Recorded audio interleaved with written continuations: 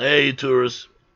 It's your boy Domination. This is back in the basic truck of the distance out of Texas, baby. Melon Ducks back. You know, this.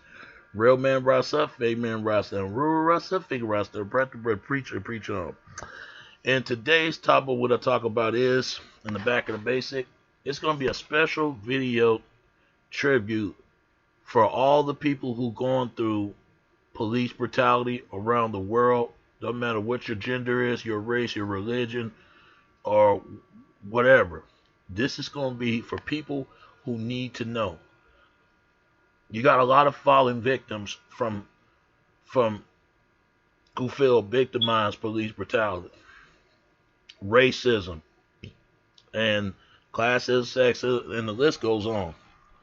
You know, you hear names like Eric Gardner now, and Freddie Gray, Sheriff Blinn or something like that, and there are many more. And then Emmett Till. You always hear other people's name, and George Floyd. But how come nobody mentioned this brother? If you don't know who this brother is, then let me tell you, there was a movie, a biopic movie about this brother. It was called Murder Without Motivate. Go see that movie. It's a good movie. It's basically make a movie about this brother's life. And Michael Jackson paid tribute to him on the Bad record in the short film of the music video about him going for law school and all that other stuff. And he was an honor roll student. Well, I'm going to tell you why I'm doing this video about this brother for the day his tragedy. It's his 35-year anniversary of ever since his death, and this has happened in the streets of Harlem, New York City. And the year happens to his fatal day happened to him is June the 12th, 1985. That's 45 years ago. Now, years later, you know, this is basically anniversary of his past. But let's talk about this brother for those who know him and those who don't know him, but y'all should know. Here it is, the shooting. Eddie Perry, a Harlem resident, was shot to death by Lee Van Hanslington, a 24-year-old plainclothes policeman. He basically going undercover, if you know what I mean. On June the 12th, 1985, when he was 17 years old, the case brutally agreed to rate a firestorm of protesters in New York City when it was revealed that Peter was an honor student and was re-enrolled to attempt Stanford on a scholarship. Think about it. He was 17 years old going to Stanford University College. However, Valerie Edmonton said that Peter and his brother had attempted to mug him, and the shooting was ruled justifiable. Yeah, and they stick with the man's side, saying that two black men attacking this police officer. And guess what? Turns out who that other guy was. I'm gonna show you. I'm gonna show you who the other guy was. Here's the incident. The incident: Lee Valley Huntington, a 24-year-old plainclothes police officer, was reassigned in the Morningside Park section of Manhattan on the night of June the 12th, 1985, when he said he was insulted by two men who attempted to mug him. According to Van Huntington, he was approached from behind and yanked a kid to the ground by his neck, where two black men beat him and demand that he gave them money. He drew his gun from his knee, Huntington, and fired 3 times, hit Eddie Mal Pierce in the doorman and the other attacker flee, and was later identified as Juliet Pierce, Edmund's brother. It was his brother. It was his brother. It was his brother, bro. It was his brother. Now, I don't believe him and his brother attacking somebody. I just don't believe this. I believe the police probably attacked them and probably looking for some identify for description scriptural crime that happened somewhere, and they thought they caught these guys, and these are the guys they didn't. They're not the guys. They know they're not the guys that did something. So they feel like if they can't find somebody who did it, they get somebody they can pin on the crime that make it seem like they did it, but it wasn't. It was something else. But it should have never happened to Eddie Miles Pierce or his brother. It's messed up, and some got to give, some got to stop. It just didn't make any sense. And the reaction at the time of his death, Pierce was a recent graduate of Philip Exeter Academy in Exeter of New Hampshire, one of the most prestigious schools in the United States. The reveal of this fact led to an accountability of the press coverage, much of it unfavorable to the police. The front page headline of the New York City Post the next day was "Cop Kill Harlem Honor Roll Student." The Village Voice that Peter was shot because he was too black for his own good. Yep. And the New York Times wrote that the death of Edmund Pierce praised painfully troubled question. But what really did happen? Who knows? And why did a cop shot Edmund Pierce but not his brother? Think about it. And think about it. I believe the cop attacked them, and they try to take the description of the crime that they thought they commit to do it, but it wasn't them. They got the wrong guys. The guys they trying to find probably still wandering the streets of New York, and they thought if they couldn't get the guys, they had to pin it for somebody that they think to make people convinced they got the guys they wanted. That's not them. I think that's what really happened. They probably mind their own business, talk in the park, playing basketball, and somehow, some way, cops just, looking around, asking for asking questions and stuff, and thought they got the right guys.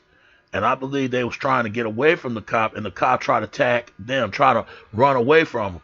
And that's how they could, the police probably snuffed them to the ground, to try to wrestle to them, to get away from the cop, until the cop busted fire and shot at them, and shot his brother. And I think his other brother tried to help him, but he told him, just go and run. He didn't want to leave his brother, and told him go, because I don't care who you are, nobody gonna leave their brother behind when something happens. If that was my brother, I'm gonna die for my brother, and I know anybody would have did the same thing. But however though, who knows what happened? But may he rest in peace. However, two victims back up of Val Hamilton version of the event, and the media firestorm was the short-lived. Val Hamilton was clearly of any of the catcher of the shooting. Generally appears a representative of the West Memphis schools in St. Mary's, Connecticut, was later put on trial for insulted Van Abington. He was found not guilty. His other brother wasn't guilty. But here's the sad part. He lost his brother. He lost his little brother, and that is tough to deal with. I don't know if he's older than him or not. For those who know, who's more older? Is it John Pierce or Eddie Pierce? I don't know. The NYPD filed a wrongful death claiming for $75,000 in 1989. Valerie Pierce, the the mother of two boys, and their sister, Nanako, died in the city 6 later after on October the 22, 1991, of a heart attack at age 44. That's pretty sad. She just couldn't go on without her son. Nobody shouldn't lose their son. Nobody. Something's got to stop. And the popular culture, peers of experience at expert, and the circumstances surrounding his death, finally the debates of the best book 1987. Okay. I'm trying to get around it. The circumstances around his death for the base of the best-selling 1987 book, The Best Intention, the Education and the Killing of Edmund Perry, written by Robert Sam Adson. On January the 6th, 1992, ABC aired the TV movie Murder Without Motivate, the Edmund Pierce story, directed by Kevin Hooks. Pierce was portrayed by Chris Comedy King, and Spike Lee's movie Do the Right Thing is paying tribute Edmund Pierce and around other victims. That's right. The following season, the first season episode of Law and Order, Poison Ivy, was influenced by Pierce. The developed Michael Jackson biographic have included his 1987 song Bad, and its music video was inspired by Eddie Pierce. In the music video, Michael's character is periodically pressured by his friends when he returned home from its honor high school and rebuffing his bullies by singing the song to reflect the main lyric, the theme of anti-bullying and stand up for yourself. That's right. So people need to know his name. There was a quote that Edmund Perry said something that what he learned about what goes on, what we seen and reflect on today, and surrounding his death. Let's remember this brother and make sure this will never happen to anyone, because this guy was going somewhere in his life. Because there was a quote that he said, some kind of poet quote. I don't know what quote. I'm looking for it. It's in the movie. He said this. I don't know. He said this after the day his death, the day he died. It says here, goodbye, goodbye.